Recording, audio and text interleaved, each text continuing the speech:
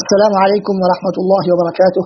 إن الحمد لله نحمده ونستعينه ونستغفره ونعوذ بالله من شرور أنفسنا ومن سيئات أعمالنا. من يهده الله فلا مضل له ومن يضلله فلا هادي له.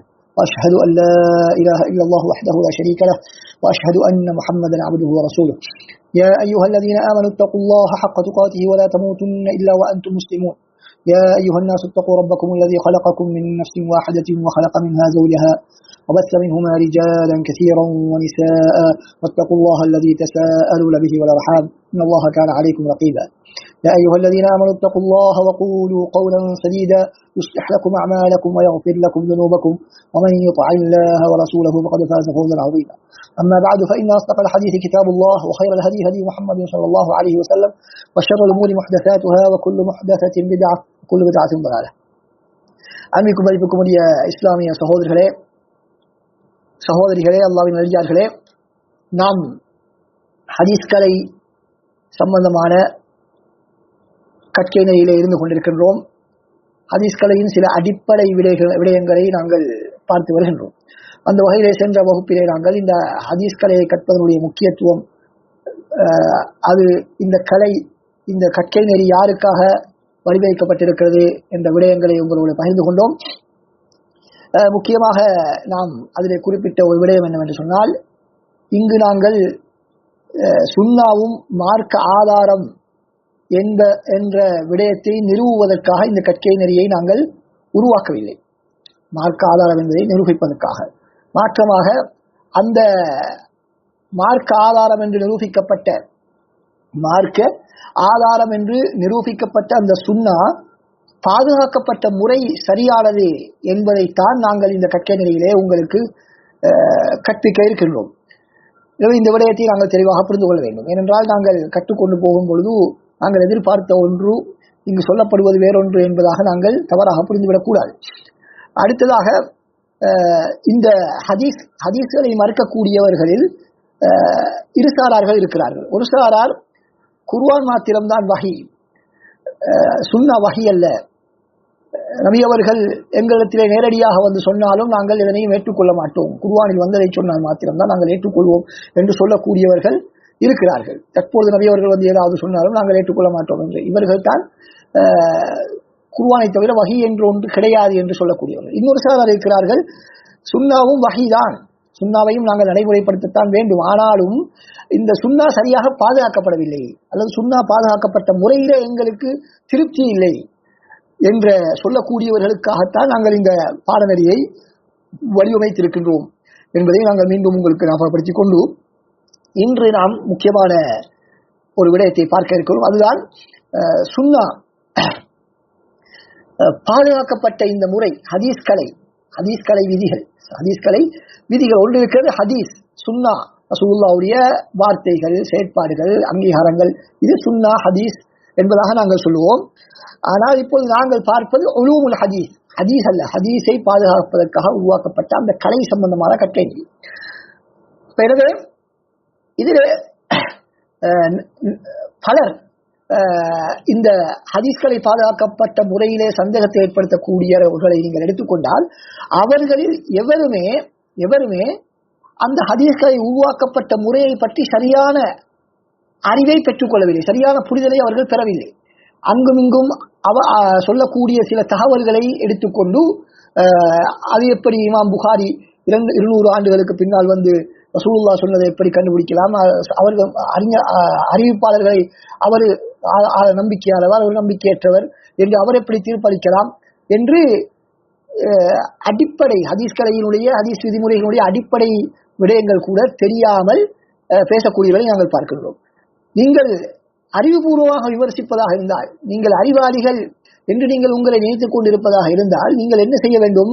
இந்த விமர்சகர்கள், ஹதீஸ்களை விதிமுறைகளை விமர்சனம் செய்யக்கூடியவர்கள், அவர்கள் இதனை ஆழமாக படித்திருக்க வேண்டும். படித்து அதற்கு பின்னால் இதுல இந்த இடங்களிலே இந்த பிழைகள் இருக்கின்றன, அறிஞர்கள் பயன்படுத்தி இந்த விதிமுறைகள் அது அறிவுக்கு ஒத்து வராதது, வரலாற்றை ஆய்வு செய்வதற்கு போதிய ஆதாரம் அல்ல என்று சொல்ல வேண்டும். ஆனால் அப்படி யாரும் சொல்வது கிடையாது. அதற்கு மாற்றமாக யாரெல்லாம் முஸ்லிம் அல்லாதவர்கள் இந்த துறையிலே பாண்டித்தியம் பெற்றிருக்கிறார்களோ, நிபுணத்துவம் பெற்றிருக்கிறார்களோ, இந்த தகவல்களை ஊர்ஜிதப்படுத்துதல், வரலாற்றை ஊர்ஜிதப்படுத்துதல் என்ற அந்த துறையிலே யார் பாண்டித்தியம் பெற்றிருக்கிறார்களோ, அவர்கள் முஸ்லிம் அல்லாதவர்களாக இருந்தாலும் கூட இந்த ஹதீஸ்களை விதிமுறைகளை பார்த்து அவர்கள் பிரமிக்கக்கூடியவர்களாகத்தான் இருக்கிறார்கள் என்பதை நாங்கள் சென்ற வகுப்புகளிலே நாங்கள் பார்த்தோம். எனவே இந்த ஹதீஸ்களை வெறுமனை விதிமுறைகளை நாங்கள் கற்பதன் மூலமாக எங்களுக்கு என்ன செய்ய முடியாது, இந்த விடயங்களை மக்களுக்கு தெளிவுபடுத்த முடியாது. இந்த விதிமுறைகள் எவ்வாறு உருவாக்கப்பட்டன என்பதை நாங்கள் கற்க வேண்டும். அதைத்தான் நாங்கள் இந்த கற்கை நிலையை உங்களுக்கு கற்பிக்க இருக்கணும். இந்த விதிமுறைகள் உருவாக்கப்பட்டதனுடைய பின்னணி என்ன, அதனுடைய தத்துவம் என்ன, அதற்கான நியாயங்கள் என்ன என்பதைத்தான் நாங்கள் பார்க்க இருக்கணும். அதில் இன்று முதலாவதாக நாங்கள் பார்க்க இருப்பது இந்த ஹதீஸ்களை விதிமுறைகள் உருவாக்கப்பட்ட தோன்றிய விதம்.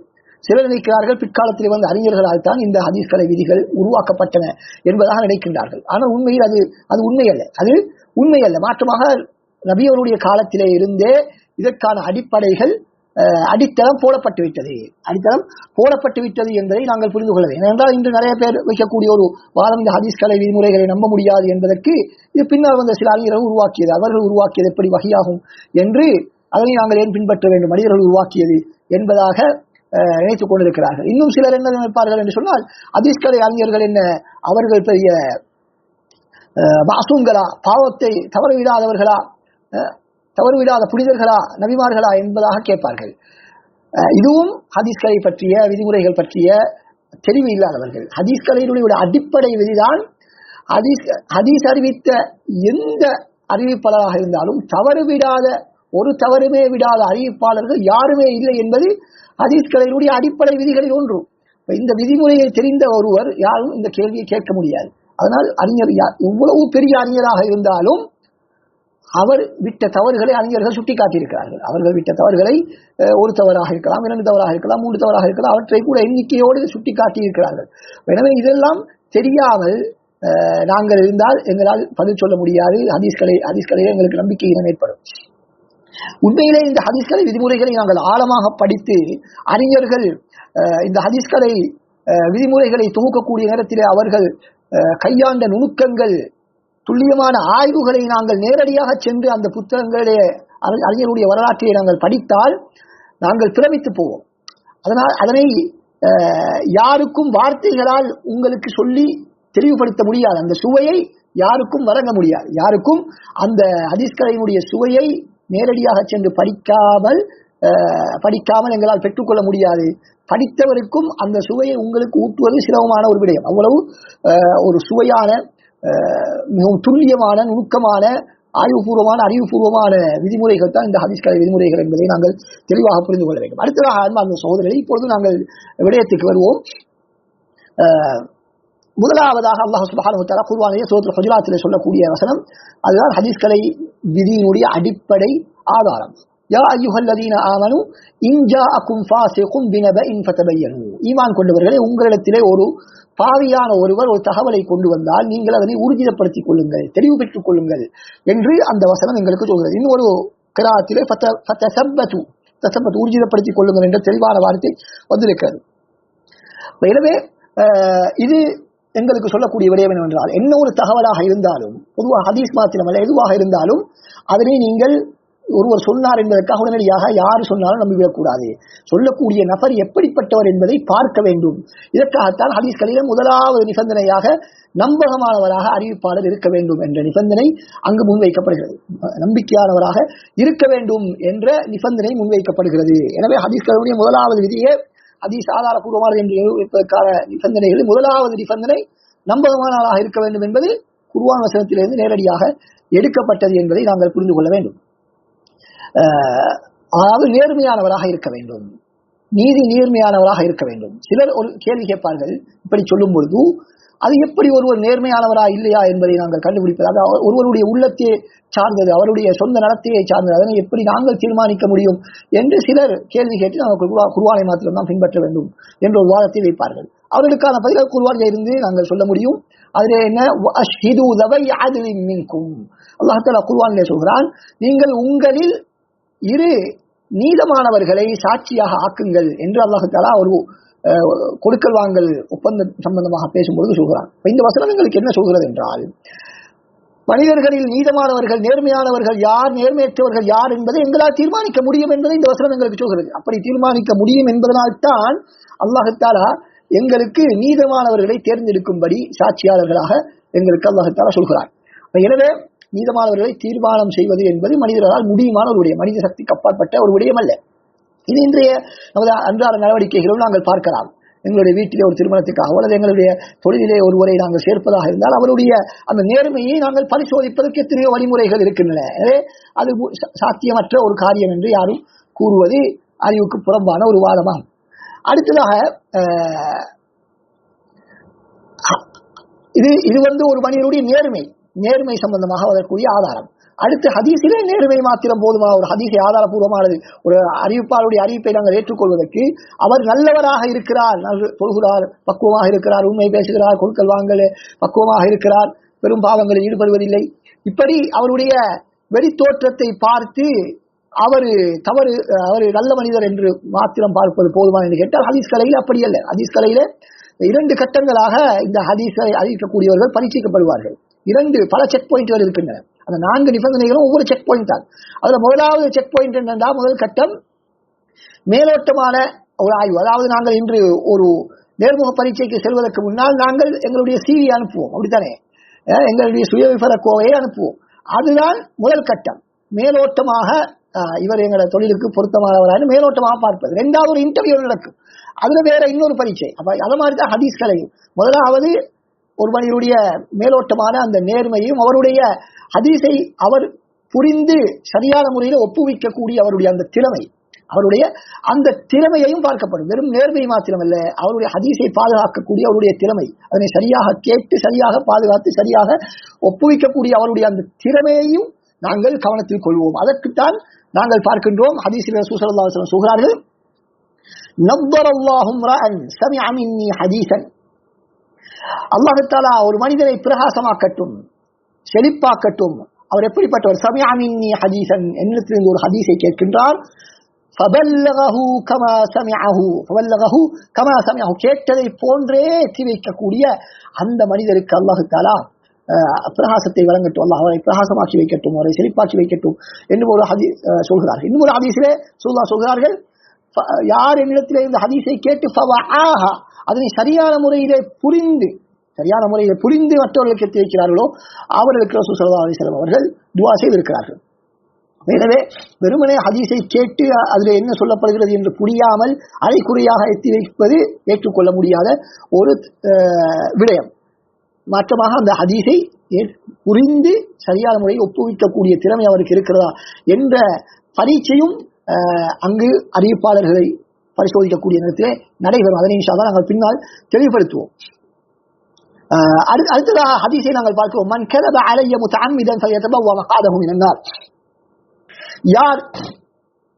யார் என் மீது வேண்டுமென்று பொய் சொல்வார்களோ அவர்கள் தமது இருப்பிடத்தை நரகமாக ஆக்கிக் கொள்ளட்டும், நரகத்திலே தனது இருப்பிடத்தை அவர் ஒதுக்கிக் கொள்ளட்டும் என்பதாக நபி ஸல்லல்லாஹு அலைஹி வஸல்லம் சொல்கிறார்கள். இந்த ஹதீஸ் 70க்கும் மேற்பட்ட பல சஹாபாக்கள் அறிவிக்கப்பட்ட முத்தவாத்திர், மறுக்கவே முடியாத அளவுக்கு அதிகமான சஹாபாக்கள், அதுக்கு பின்னால் வந்தவருடைய மாணவர்கள் எல்லோரும் சேர்ந்து அறிவித்த ஹதீஸ். இதுல எந்த விதமான மறுப்பதற்கான நியாயமும் இல்லை. எப்படி ஒரு குர்ஆன் வசனம் உண்மை நாங்கள் நம்புகிறோமோ அதே போலதான் இந்த ஹதீஸும் அந்த அளவுக்கு உறுதியான ஒரு செய்தி. அப்ப எனவே இந்த ஹதீஸ் இது எங்களுக்கு ஒரு முக்கியமான ஒரு அடிப்படையை சொல்கிறது. என்ன அடிப்படை என்றால், ஹதீஸ்கள் என்பது ஏனைய விடயங்கள் போல அல்ல. இன்று சிலர் என்ன ஹதீஸ்களை விமர்சிக்கக்கூடிய நேரத்தில் என்ன சொல்வார்கள் என்றால், நாங்கள் ஒரு விடயத்தை நாங்கள் ஒருவருக்கு சொன்னால் அது ஒருவருடைய வாய்க்கு மாறி மாறி சென்று இறுதியிலே சொல்லக்கூடியவருக்கு அது வேறொரு தலைகீழாக வேறொரு விடயத்தை தான் அவர் புரிவாரு, அவருக்கு போய் சேர்ந்திருக்கும் என்பதாக சில பரிசோதனைகளை கூட அவர்கள் நடத்தி காட்டுவார்கள். நீங்கள் யூடியூப்ல பார்க்கலாம். அந்த ஒரு அணியாக மக்களை நிற்க வைத்து ஆரம்பத்தில் ஒருவருக்கு ஒரு வார்த்தையை சொல்லிவிடுவார்கள், ஒரு ஆக்ஷனை போட்டு காட்டுவார்கள்.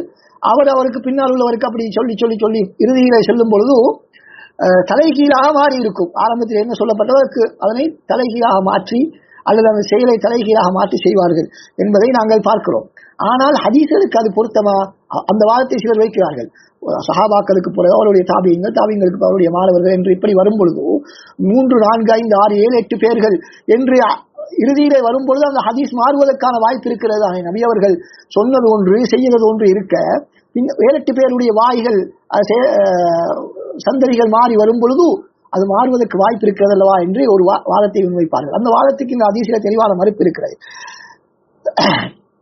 அது நாங்கள் எங்களுடைய சாதாரண வார்த்தைகள், ஒரு சாதாரண மனிதனுடைய வார்த்தை, சாதாரண மனிதனுடைய செயல், இதற்கு யாரும் பெரிய முக்கியத்துவம் கொடுப்பதில்லை. எனவே ஒருவர் ஒரு வார்த்தையை சொல்லும் பொழுது யாரும் அதனை பெரிதாக அலட்டிக் கொண்டு அதனை கேட்பதில்லை. எனவே சாதாரணமாகத்தான் எடுத்துக் கொள்வார். எனவே அதற்கு பின்னால் அவர் அந்த தகவலை மற்றவர்களுக்கு பரிமாறும் பொழுது அதிலே சர்வசாதாரணமாக மாற்றங்கள் ஏற்படுவது இயல்பு. ஆனால் ஹதீஸ்கள் அப்படியா? நபியவர்கள் ஒரு சாதாரண மனிதரா? இல்லையே. நபியவர்கள் அல்லாஹ்வுடைய தூதர்.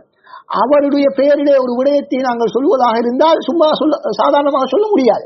சாதாரணமாக நாங்கள் சொல்ல முடியாது. மிக கவனமாக நபியவர்கள் என்ன சொன்னார்கள் என்பதை சரியாக புரிந்து அதே வார்த்தையிலே இன்றளவு அல்லது கருத்து மாறுபடாமல் அதே விடயத்தை, அதே செயலை, அதே நபியவருடைய வாழ்க்கை வரலாற்றை அப்படியே ஒப்புவிக்க வேண்டும் என்பதிலே சஹாபாக்கள் கண்ணும் கருத்துமாக இருந்தார்கள். அதற்கு பின்னால் வந்த அவருடைய மாணவர்களும் அதில் மிக கவனமாக நுணுக்கமாக ஒவ்வொரு விடயத்தையும் அணுகுவதாக அவர்கள் என்ன செய்தார்கள்? ஆய்வு செய்துதான் இந்த தகவலை கொண்டு வந்து சேர்த்திருக்கிறார். அது மாத்திரமல்ல, ஒருவரோடு மாத்திரம் தகவலை சூழ்ச்சிக் கொள்ளவில்லை. அவர்கள் ஒருவரிடத்திலே கேட்டுவிட்டால் அதோடு எனக்கு போதும் என்று அவர்கள் நிற்கவில்லை. ஒருவருக்கு பதிலாக அந்த ஹதீஸை ஒரு சஹாபியிடமிருந்து கேட்ட பல மாணவர்கள் இருப்பார்கள். அவர்கள் ஒவ்வொருவரிடமும் சென்று அவர்கள் அந்த ஹதீஸை கேட்பார்கள். அப்ப எல்லோருமே ஒரே மாதிரி சொல்லும் பொழுது அந்த விடயம் நபியவர்கள் அப்படித்தான் சொல்லி இருக்கிறார்கள் என்பதிலே எந்த விதமான ஐயம் வருவதற்கும் வாய்ப்பில்லை. எனவே ஹதீஸ்களையும் எங்களுடைய சாதாரண பேச்சுக்களையும் எங்களுடைய சாதாரண நடவடிக்கைகளையும் நாங்கள் ஒன்று போது பார்ப்பது அது பொருத்தமற்ற ஒப்பீடு அல்லது அவர்களுக்கு அந்த ஹதீஸ் கலையை அறிஞர்கள் எப்படி உருவாக்கினார்கள், பாதுகாத்தார்கள், ஒன்று திரட்டினார்கள் என்பது அவர்களுக்கு தெரியாது என்பதைத்தான் நாங்கள் புரிந்து கொள்ள வேண்டும். எனவே சஹாபாக்களை பொறுத்தவரையே அவர்களில் 2 சாரார்கள் இருந்தார்கள். ரசூலுல்லாஹ்வுடைய ஹதீஸ்களை பாதுகாக்கக்கூடிய விடயத்திலே அவர்கள் 2 சாரார்கள் காணப்பட்டார்கள். ஒரு சாரார் எப்படிப்பட்டவர்கள் என்று சொன்னால், அவர்கள் ஹதீஸை அறிவிப்பதில் மிகவும் பேணுதலாக இருப்பார்கள் என்றால் ஹதீஸை அறிவிப்பதற்கு அவர்கள் முன்வர மாட்டார்கள். ஏன்? அவர்களுக்கு பயம், நாங்கள் ஹதீஸை அறிவிக்கக்கூடிய இடத்தில் ஏதாவது தவறுகள் ஏற்பட்டு விடுமோ, நபியவர்கள் சொல்லாத ஒன்றை நாங்கள் கூட்டி குறைத்து மாற்றி சொல்லிவிடுவோமோ என்ற அச்சத்திலே சிலர் என்ன செய்தார்கள்? அவர்கள் கவனமாக ஹதீஸ்களை அறிவிப்பதிலே மிகவும் குறைவாகத்தான் ஈடுபட்டார்கள். ஆனால் இன்னும் சில சஹாபாக்கள் அவர்கள் இருந்தார்கள். அவர்களுடைய வேலையை என்னென்றா, ஹதீஸ்களை தேடி தேடி தேடி சென்று அவர்கள் ஒன்று திரட்டுவது. உதாரணமாக ஜாபிர் இப்னு அப்துல்லா ரலியல்லாஹு அன்ஹு அவர்களுக்கு ஒரு ஹதீஸ் கேள்விப்படுகிறது. அந்த ஹதீஸை அறிவித்த சஹாபி, அவர் ஒரு சஹாபி, ஆனால் அந்த ஹதீஸை அவர் ஜாபிர் ரலியல்லாஹு அன்ஹு நேரடியாக ரசூலுல்லாஹ்விடத்திலிருந்து கேட்கவில்லை. அந்த ஹதீஸை அறிவித்த சஹாபி எகிப்திலே இருக்கிற உக்பத்து இப்னு ஆமிர் ரலியல்லாஹு அன்ஹு அவர்கள். அப்ப எகிப்துக்கு அவர்கள் ஒரு மாத காலம் பிரயாணம் செய்தார்கள் அந்த ஹதீஸை கேட்பதற்காக. உக்பத்து இப்னு ஆமிர் என்பவர் இந்த ஹதீஸை நபியிடத்திலிருந்து கேட்டிருக்கிறார். எனக்கு அந்த ஹதீஸை நபியிடத்திலிருந்து கேட்க முடியவில்லை, எனவே கேட்டு அவரிடமிருந்து நான் நேரடியாக கேட்க வேண்டும் என்பதற்காக அவர்கள் என்ன செய்கிறார்கள்? ஒரு மாதம் பயணம் செய்து சென்று அந்த ஹதீஸை கேட்ட அடுத்த நிமிடம் தனது ஒட்டகத்திலே ஏறி அல்லது குதிரையில ஏறி திரும்ப மதீனாவை நோக்கி வருகிறார்கள். சுப்ஹானல்லாஹ். ஒரு ஹதீஸை கேட்பதற்காக இவ்வளவு சிரமப்பட்டு ஹதீஸை அவர்கள் பாதுகாத்து இருக்கிறார்கள். ஆனால் நாங்கள் இன்னைக்கு பஞ்சனை மெத்தைகளே சிறுவிலே அமர்ந்து கொண்டு ஹதீஸ்களை ஏற்க முடியாது என்று வாதம் வைப்பது எவ்வளவு அறிவுபூர்வமற்ற முட்டாள்தனமான வாதம் என்பதை புரிந்து கொள்ள வேண்டும். அடுத்ததாக இதே போன்று இன்னும் ஒரு சஹாபியும் ரசூல் ஸல்லல்லாஹு அலைஹி வஸல்லம் ஹதீஸ் ஒன்று எகிப்திலே இருப்பதாக கேள்விப்பட்ட பொழுது அவரும் அபு அய்யூப் அன்சாரி ரலியல்லாஹு அன்ஹு அவர்கள் அவரும் இதே போன்று ஷாமிலே இருக்கக்கூடிய அப்துல்லா இப்னு உனைஸ் ரலியல்லாஹு அன்ஹு அவர்கள் அவரிடத்திலே ஒரு ஹதீஸ் இருப்பதாக கேள்விப்பட்டு அங்கு அவர்கள் செல்கிறார்கள். அதே போல அபு அய்யூப் அன்சாரி ரலியல்லாஹு அன்ஹு அவர்கள் இன்னொரு இடத்துக்கும் சென்ற ஜாபிர் ரலியல்லாஹு அன்ஹு அவர்களும் ஷாமுக்கு சென்றதாக நாங்கள் அறிவிப்புகளிலே பார்க்கின்றோம். அதே போல மக்காவிலே இப்னு அப்பாஸ் ரலியல்லாஹு அன்ஹு அவர்கள், கூஃபாவிலே இப்னு மஸ்ஊத் ரலியல்லாஹு அன்ஹு, மதீனாவிலே இப்னு உமர் ரலியல்லாஹு அன்ஹு அவர்கள், எகிப்திலே உக்பத்து இப்னு ஆமிர் ரலியல்லாஹு அன்ஹு அவர்கள், அதே போல பலஸ்தீனிலே அபாத்துல் சாமித் ரலியல்லாஹு அன்ஹு, இப்படி ஒவ்வொரு பிரதேசத்திலும் அறிஞர்கள் சஹாபாக்கள் அவர்கள் ரசூலுல்லாஹ்வுடைய ஹதீஸ்களை அவர்கள் மக்களுக்கு தெளிவுபடுத்தி அறிவித்துக் கொடுத்து கொண்டு இருந்தார்கள் என்பதை நாங்கள் பார்க்கின்றோம். எனவே அவர்கள் ஹதீஸ்களை பாதுகாப்பதிலே இவர்கள் இந்த சஹாபாக்கள் எல்லாம் இப்பொழுது நாங்கள் சொன்ன ஜாபிர் ரலியல்லாஹு அன்ஹு அவர்கள், அதே போல அபூ அய்யூப் அன்சாரி ரலியல்லாஹு அன்ஹு இவர்கள் போன்றவர்கள் ஹதீஸ்களை தேடி சென்று பாதுகாக்கக்கூடிய அந்த பழக்கத்தை அவர்கள் வைத்திருந்தார்கள். அதாவது ஹதீஸ்களிலே முக்கியமான விடயம் என்னவென்று சொன்னால் எழுதுவது அல்ல, எழுதி பாதுகாப்பது அல்ல, மாற்றமாக மிக முக்கியமானது நேரடியாக கேட்பது. உதாரணமாக யாராவது ஒரு அறிஞரிடத்திலே அவர் ஒரு ஹதீஸ்களை தொகுத்து வைத்து அவர் மரணித்து விட்டார் என்றால் அவருடைய அந்த கிதாபை எடுத்து யாராவது ஹதீஸிலே அறிவித்தால் சில அறிஞர்கள் அந்த கிதாபை நீங்கள் அந்த ஆசிரியரிடம் கேட்கவில்லை, அந்த ஆசிரியர் இந்த புத்தகத்தை அறிவிக்குமாறு உங்களுக்கு அனுமதி தரவில்லை என்ற காரணத்தை முன்வைத்தே அந்த ஹதீஸை ஏற்றுக்கொள்ள மாட்டார்கள். ஏன்? அவர் அந்த ஹதீஸை நூலை எழுதும் பொழுது சில வேளை என்ன செய்திருப்பார், அதனை திருத்தி இருக்க மாட்டார், அதிலே பிழைகள் இருக்கும், ஆரம்ப கட்டமாக எழுதியிருப்பார். எனவே அவர் நீங்கள் எடுத்து இந்த கிதாபிலே உள்ளதை அறிவியுங்கள் என்று சொல்லும் வரைக்கும் அந்த புத்தகத்தை எடுத்து ஹதீஸ்களாக அறிஞர்கள் ஏற்றுக்கொள்வதில்லை. அந்த அளவுக்கு அறிஞர்கள் மிக நுணுக்கமாக இந்த ஹதீஸ்களை பாதுகாத்திருக்கிறார்கள் என்பதை நாங்கள் பார்க்கின்றோம். அடுத்து ஹதீஸ்களினுடைய முக்கியமான காலகட்டம் பொற்காலம் என்று வர்ணிக்கப்படக்கூடிய காலம் என்னவென்று சொன்னால் ஹிஜ்ரி 2ஆம் நூற்றாண்டின்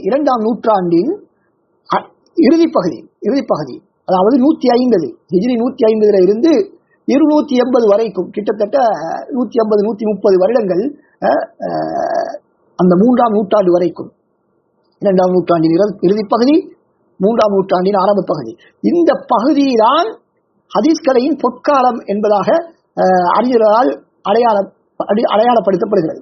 அந்த காலத்திலே தான் இந்த ஹதீஸ்கள் எல்லாம் ஹதீஸுடைய விதிமுறைகள் எல்லாம் விரிவுபடுத்தப்பட்டு மிக தெளிவாக மக்கள் மயப்படுத்தப்பட்ட ஒரு காலமாக இருந்து கொண்டிருக்கிறது. அந்த காலத்தில்தான் மிகப்பெரிய ஹதீஸ்கலை வல்லுநர்கள் தோன்றிய காலம் அதுதான். ஹதீஸ்கலை வல்லுநர்கள் தோன்றிய காலம் அந்த காலம்தான் என்பதை நாங்கள் மிக தெளிவாக புரிந்து கொள்ள வேண்டும். இந்த காலத்திலே தொகுக்கப்பட்ட நூட்கள் எப்படியான நூட்கள் எங்கள் பிற்காலத்திலே தொகுக்கப்பட்ட நூட்கள் போல அல்லாமல் அவர்கள் உதாரணங்களோடு சேர்த்து நடைமுறை ரீதியாக பிராக்டிக்கலாகத்தான் அந்த புத்தகத்தை அவர்கள் எழுதினார்கள். உதாரணமாக இமாம் முஸ்லிம் ரஹ்மத்துல்லாஹி அவர்கள் சஹீஹ் முஸ்லிமுடைய ஆசிரியர் அவர்கள் கிதாபு தம்யீஸ் என்ற ஒரு நூலை எழுதினார்கள். அந்த நூலிலே இந்த ஹதீஸ்கலை விதிமுறைகளை உடைய நடைமுறை எப்படி காணப்பட்டது, ஒரு அறிவிப்பாளத்திலிருந்து ஹதீஸ்களை ஏற்றுக்கொள்வதற்கான முறைகள் எப்படி, அறிஞர்கள் விட்ட தவறுகள், மிக நம்பிக்கையான அறிவிப்பாளர்கள் கூட எங்கெங்கெல்லாம் தவறு விடுவார்கள் என்பதை எல்லாம் மிக நுணுக்கமாக அவர்கள் சுட்டிக்காட்டியிருக்கிறார்கள். அதே போல அந்த காலத்திலே எழுதப்பட்ட நூட்கள் தான் அல் மசாயில், அதாவது ஒவ்வொரு அறிஞர்களிடத்திலும் அவருடைய மாணவர்கள் சென்று கேட்பார்கள், ஆசிரியரே இந்த அறிவிப்பாளர் பற்றி உங்களுடைய நிலைப்பாடு என்ன என்று கேட்பார்கள்.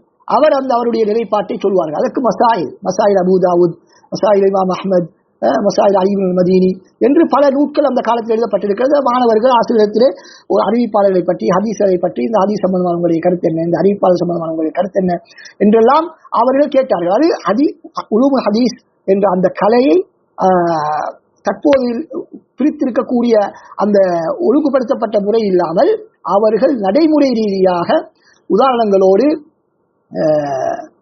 அந்த காலத்திலே நூல்களை தொகுத்திருக்கிறார்கள் என்பதை பார்க்கிறோம். அதிலே மிக முக்கியமான ஒரு நூல் தான் இலல் ஸகீர் லித்திர்மிதி, இமாம் திர்மிதி ரஹ்மத்துல்லாஹி அவருடைய இலல் ஸகீர் என்ற நூல். அந்த நூலுக்கு எழுதப்பட்ட கிதாப் தான் ஷர்ஹுல் இலல், இப்னு ரஜப் ரஹ்மத்துல்லாஹி அவர்களால் எழுதப்பட்ட நூல் ஷர்ஹுல் இலல் என்ற நூல். அது மிக மிக முக்கியமான ஹதீஸ் கலையில் ஒவ்வொரு ஹதீஸ் கலையை ஆழமாக படிக்க விரும்பக்கூடிய ஒவ்வொருவரும் கட்டாயம் படிக்க வேண்டிய ஒரு நூல் தான் ஷர்ஹுல் இலல், இமாம் இப்னு ரஜப் ரஹ்மத்துல்லாஹி அவர்கள். அதற்கு பின்னால் அந்த காலத்திலே தொகுக்கப்பட்ட நூல்கள் எல்லாம் எல்லா ஹதீஸ்கலை விதிமுறைகளை ஒரே இடத்திலே ஒன்று திரட்டி இருக்கவில்லை, அல்லது தலைப்புக்கள் போட்டு அவர்கள் ஒவ்வொரு பிரிவாக பிரித்து அவர்கள் உருவாக்கவில்லை. ஏற்கனவே நாங்கள் சொன்னதை போல ஹதீஸ்கலையில் உள்ள முக்கியமான விடயங்களை அவர்கள் என்ன செய்தார்கள், உதாரணங்களோடு நடைமுறை ரீதியாக அவர்கள் தெளிவுபடுத்தியிருந்தார்கள். நடைமுறை ரீதியாக அவர்கள் தெளிவுபடுத்தினார்கள். எனவே ஹதீஸ் கலையில யாரெல்லாம் ஒரு உச்சம் காண வேண்டும் என்று நினைக்கிறார்களோ அவர்கள் இந்த நூட்களை படித்தால்தான் அவர்களால் முடியும். ஹதீஸ் கலையை சரியாக முறையிலே சுவைத்துக் கொள்வதற்கு முடியும். நவீன காலத்தில் எழுதப்பட்ட நூட்களை படிப்பதன் மூலம் ஓரளவு விடயங்களை புரிந்து கொள்ள முடியுமே தவிர அதனுடைய சுவையை சுவைப்பது என்பது முடியாத ஒரு காரியம். எனவே யாருக்கெல்லாம் ஹதீஸ் கலையிலே ஒரு துறை காண வேண்டும் என்று விரும்புகிறார்களோ, நிபுணத்துவம் வேண்டும் என்று விரும்புகிறார்களோ அவர்கள் இந்த நூல்களை சென்று படிக்க வேண்டும். அடுத்ததாக அடுத்த கட்டமாக நாங்கள் இந்த ஹதீஸ் கலையினுடைய விதிமுறைகள் தோன்றிய வரலாறை நாங்கள் பார்க்கக்கூடிய நேரத்தில் எங்களுக்கு தெரியும், ஹிஜ்ரி 4ஆம் நூற்றாண்டிலே இமாம் அப்துல் ரஹ்மான் ராமஹூசி ரஹ்மஹுல்லாஹ் அவர்கள் அவருடைய காலத்தில் அவர்தான் பல ஹதீஸ் கலை வகைகளை, இந்த விதிமுறை வகைகளை வகைப்படுத்திய ஒழுங்கான முறையிலே முதலாவது நூலை தொகுத்தவர்கள். நூலை தொகுப்பு ஒழுங்குபடுத்தப்பட்ட தொகுப்பு அவர்களால் உருவாக்கப்பட்டதா, இல்லாவிட்டால் அதற்கு முன்னாலே நாங்கள் சொன்னது போல பல அறிஞர்களும் இது சம்பந்தமாக எழுதியிருக்கிறார்கள். குறிப்பாக இமாம் ஷாஃபிஈ ரஹ்மஹுல்லாஹ் அவர்கள் கூட அவருடைய ரிசாலா என்ற உசூல் ஃபிக்ஹ் நூலிலே இந்த ஹதீஸ் கலை விதிமுறைகளை பற்றி அவர்கள் பேசியிருக்கிறார்கள். ஹதீஸ் கலை விதிமுறைகளை பற்றி இமாம் ஷாஃபிஈ ரஹ்மஹுல்லாஹ் அவர்கள் பேசியிருக்கிறார். இமாம் ஷாஃபிஈ ரஹ்மஹுல்லாஹ் அவர்கள் முஸ்லிம் சமுதாயத்துக்கு கிடைத்த மிகப்பெரிய ஒரு அறிஞர், மிகப்பெரிய ஒரு பண்டிதர், ஒரு மிகப்பெரிய ஒரு அறிஞர்.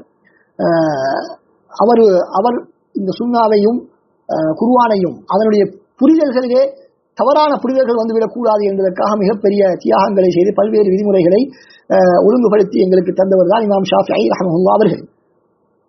அடுத்தது அவருக்கு பின்னால் வந்த மிக முக்கியமான கட்டம் தான் அவர்கள் அப்துல் ரஹ்மான் 4ஆம் நூற்றாண்டுக்கு பின்னால் 5ஆம் நூற்றாண்டுக்கு நாங்கள் வரும்பொழுது, 5ஆம் நூற்றாண்டுக்கு வரும்பொழுது அங்கு முக்கியமான பகுதி தான் இமாம் ஹதீபுல் பக்தாதி ரஹ்மஹுல்லாஹ் அவர்கள் இந்த ஹதீஸ் கலை சம்பந்தமாக பல நூட்களை, ஒவ்வொரு வகையிலும் பல நூட்களை அவர்கள் ஒவ்வொரு நூட்களை எழுதியிருக்கிறார்கள். அதில் முக்கியமாக அல் கிஃபாயா என்று சொல்லப்படக்கூடிய நூல் மிக முக்கியமான ஒரு நூல். அதற்கு பின்னால் ஹிஜ்ரி 7ஆம் நூற்றாண்டிலே இமாம் அபு அம்ர் இப்னு ஸலாஹ் ரஹ்மஹுல்லாஹ் அவர்கள் அவருடைய முகத்திமா என்ற நூலை எழுதினார்கள். அது ஹதீஸ் கலையிலே மிக மிக ஹதீஸ் கலை விதிகளை பேசிய நூல்களில் மிக அடிப்படையான ஒரு நூல். அந்த நூலுக்கு பல அறிஞர்கள் பல்வேறு விளக்கங்கள் சுருக்கங்கள், அதனை கவிதை வடிவிலே இப்படி அதற்கு அந்த ஹதீஸ் கலை விதிமுறைகளை படிப்பதற்கான ஒரு முதுகெலும்பான ஒரு நூல் என்று சொன்னாலும் மிகையாகாது. இந்த முகத்திமத்து இப்னு ஸலாஹ் ரஹ்மஹுல்லாஹ் அவர்கள் அதற்கு முன்னால் வந்த பல அறிஞர்களும் எழுதிய நூல்களை ஆய்வு செய்து அதிலே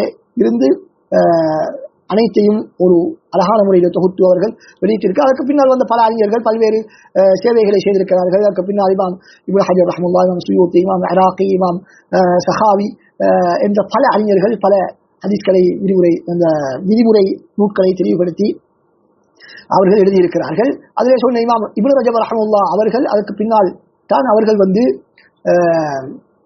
இந்த இமாம் திர்மிதியுடைய அந்த இலல் என்ற நூலுக்கு விரிவுரை எழுதினார்கள். அடுத்ததாக தற்காலத்திலே அதற்கான பல நூல்கள் எழுதப்பட்டிருப்பது எங்கள் எல்லோருக்கும் தெரிந்த ஒரு விடயம். அதிலே மிக முக்கியமான ஒரு நூல் தான் தஹ்ரீர் உலூம் ஹதீஸ். தஹ்ரீர் உலூம் ஹதீஸ் டாக்டர் அப்துல்லாஹ்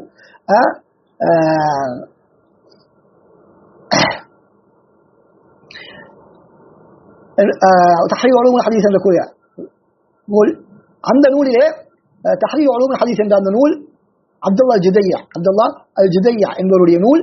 அந்த நூல் கட்டாயம் ஒவ்வொருவரும் இந்த காலத்திலே படித்து உணர வேண்டிய நூல். முக்கால அறிஞர்களுடைய அந்த ஆரம்ப கட்ட அந்த நூட்களை அழகாக மேற்கோள் காட்டி பல விடயங்களை தற்காலத்திலே பலரும் சில வேளை தவறாக புரிந்திருக்கக்கூடிய விடயங்களை எல்லாம் மிக அழகான முறையிலே அவர் தொகுத்து வழங்கி இருக்கின்றார். எனவே அந்த நூல் மிக முக்கியமாக அரபு கல்லூரிகள் போன்றவற்றிலே பாடத்திட்டத்துக்கு சேர்த்துக் கொள்ளப்பட வேண்டிய முக்கியமான ஒரு நூலாக இருக்கிறது. இதுதான் இந்த தோற்றமும் வளர்ச்சியும் என்ற பகுதியிலே நாங்கள் சுருக்கமாக இந்த விடயங்களை நாங்கள் உங்களுக்கு வழங்கியிருக்கின்றோம்.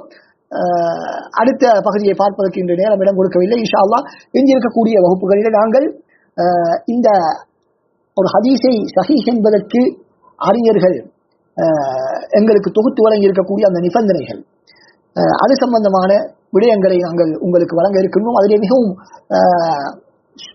சுவாரஸ்யமான பல விடயங்களை நாங்கள் பார்க்க இருக்கின்றோம். எங்களுடைய சிந்தனைக்கு விருந்தாக பல்வேறு விடயங்களை அந்த முன் சென்ற அறிஞர்கள் எந்த அளவுக்கு நுணுக்கமாக இந்த ஹதீஸ் கலைக்காக வேண்டி பாடுபட்டிருக்கிறார்கள், அவருடைய தியாகங்கள் எவ்வளவு அளப்பெரியன என்பவற்றை இன்ஷா அல்லாஹ் நாங்கள் புரிந்து கொள்ள முடியும். அல்லாஹ் சுப்ஹானஹு வ தஆலா எங்கள் அனைவருக்கும் மார்க்கத்திலே தெளிவை தந்து இஸ்லாத்தை சரியான முறையில் நடைபெறுத்தக்கூடிய நன்மக்களின் கூட்டத்தில் ஆக்கியல்வனாக. வாஹிரு தஅவானா அல்ஹம்துலில்லாஹி ரப்பில் ஆலமீன். அஸ்ஸலாமு அலைக்கும் வரஹ்மத்துல்லாஹி வபரகாத்துஹு.